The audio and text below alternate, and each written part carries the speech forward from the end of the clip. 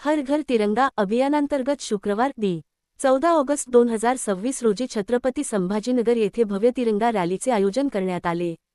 राष्ट्रध्वज तिरंगा हा प्रत्येक भारतीयाच्या अभिमानाचा, स्वाभिमानाचा आणि राष्ट्रनिष्ठेचा प्रतीक असल्याने या रॅलीला नागरिकांचा उत्स्फूर्त प्रतिसाद मिळाला. महाराष्ट्राचे मुख्यमंत्री माननीय श्री देवेंद्र फडणवीस आणि भाजपा प्रदेशाध्यक्षा श्री रवींद्रदादा चव्हाण यांच्या नेतृत्वाखाली आयोजित करण्यात आलेल्या या राष्ट्रभक्तीपूर्ण रॅलीत भाजपा पदाधिकारी, कार्यकर्ते तसेच मोठ्या संख्येने देशभक्त नागरिक सहभागी झाले. शिरपूर विधानसभा मतदारसंघाचे आमदार काशीराम पावरा तसेच धुळे भाजपा माजी जिल्हाध्यक्ष व नंदुरबार भाजपा जिल्हा प्रभारी बबनराव चौधरी यांच्यासह विविध पदाधिकारी व कार्यकर्त्यांची उपस्थिती यावेळी होती.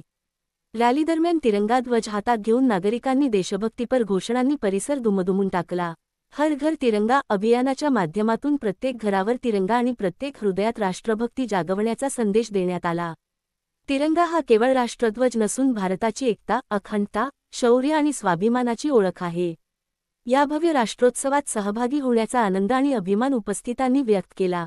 धुळे जिल्हा संपादक Shri Pramod Bhimrao Borse, Maharashtra today TV news, Sambhajinagar.